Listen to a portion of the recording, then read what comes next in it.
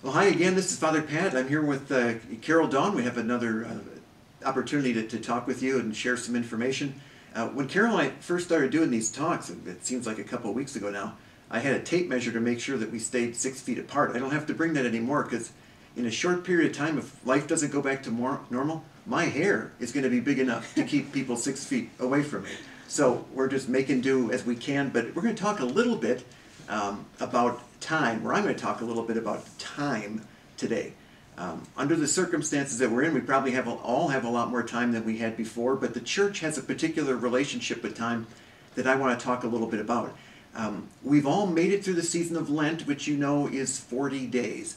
And if you've heard me preach or talk about Lent, I've mentioned that how you count 40 days of Lent is different depending on what you're thinking about.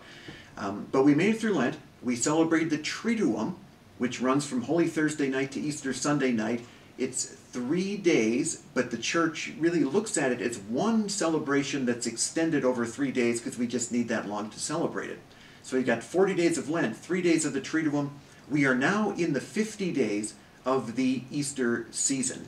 The Easter season is counted, those 50 days, this I can tell you for sure. Easter Day is the first day of the Easter season. The following Sunday is the 8th day, and then you get 8, 15, 22, 29, 36, 43, and the 7th Sunday is the 50th day, Pentecost, which means 50th. That ends the Easter season. Now, the church over time has looked at the Easter season in this way, that St. Athanasius, a great saint who died in the year 373, had great things to teach us about the Trinity, the two natures of Jesus Christ. I mean, it was a very fascinating guy. He said that really the whole Easter season, all 50 days, should be celebrated with the joy that we have on Easter Sunday. That, I think, practically is pretty hard to do, but the idea is good. The church has also taught that the octave of Easter, 8 days, should also be celebrated as if it is Easter Sunday. So the octave of Easter goes from Easter Sunday, which is day 1, to the second Sunday of Easter, which is the 8th day. And the church really in many ways does pray like it's Easter Sunday. The Psalms for morning prayer, the readings and so on are just the same as Easter Sunday would be. Now, during the octave of Easter, the Masses are very interesting. The Gospel stories in the octave share stories of people's encounters with Jesus shortly after his resurrection, like in the morning when he's risen and they're walking to see the tomb and they encounter him. There are many different stories in the scriptures, and these stories are kind of read from different perspectives during the octave. The first reading during the octave is always taken from the Acts of the Apostles, and it talks about what the apostles did in the early days of the church, where they were proclaiming the risen Lord. Now, we probably know that they were not doing that until after Pentecost had happened. Pentecost is when the Holy Spirit came upon them, gave them courage to go out and proclaim Christ crucified and risen. They didn't really get going on that until Pentecost. That's when this activity started. But during the Easter season, those are the accounts that we read. Because, of course, if we waited to Pentecost to celebrate those readings, the Easter season would be over.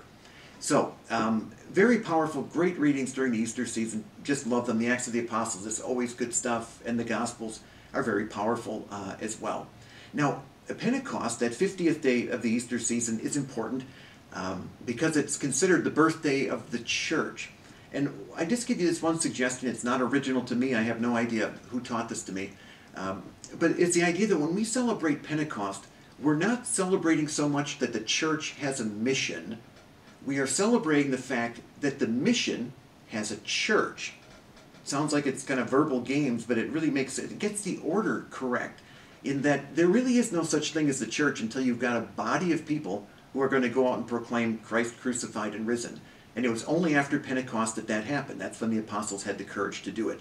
So that is really the birthday of the church, and it's a wonderful day to end the Easter season. It is the 50th day after Easter. The apostles went forth, and we know the story from there. Great stuff.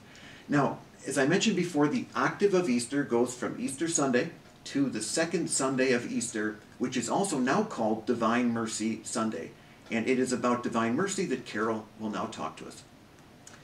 And with this next Sunday being Divine Mercy Sunday, and the fact that we have a neighboring parish called Divine Mercy, I thought that this might be something that, while a lot of us have probably seen the image of Divine Mercy, it's not a devotion that we grew up with, because in fact it was a devotion that was made a feast of the church only in the year 2000 by Pope John Paul II. And it all traces back to a nun, Sister Faustina, who came from Poland, and the revelations that Jesus gave to her in the early 1930s. And there's much more that can be said about this, but what I wanted to just bring to your attention is that this weekend, the Sunday Mass focuses on God's mercy. And while that's not a new teaching, it's an invitation from God to look at his mercy in a new way and to call upon and ask him for his mercy. And the Archdiocese during this time is asking us to look at this entire weekend and really take some time to think about and act on it. And what they're doing is they're calling it Boundless Mercy. And if you go to the Archdiocesan website, archmill.org, you can see more information on this.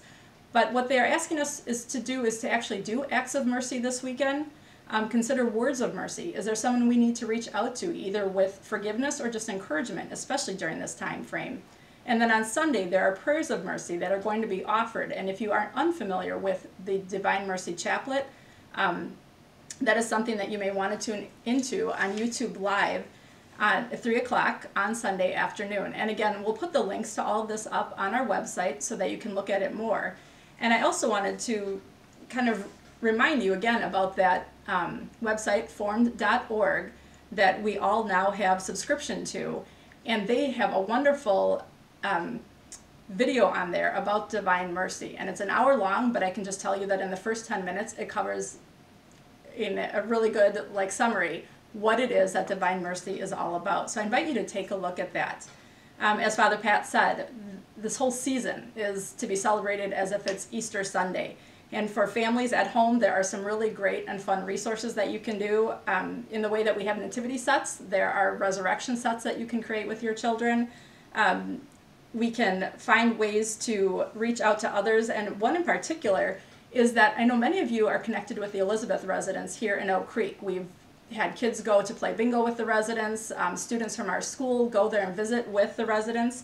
And since we can't do those same things during this time frame, they are very interested in having the kids make cards for them. And if you're interested in doing that, again, we're going to have the address on our website so that you can make messages of hope and just even coloring pictures from the younger kids to bring joy to the older people that are there and that aren't able to visit with their family.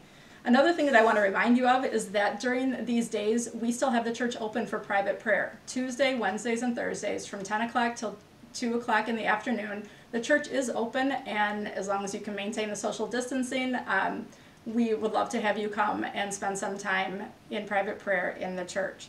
And so as we go through these next 50 days, although we can't celebrate in the ways that we are used to, there are definitely ways that we can find joy in this time. And I invite you to take a look at all the resources that we're going to post to the website and to spend that time with your family and to find the joy that is there from the Easter season.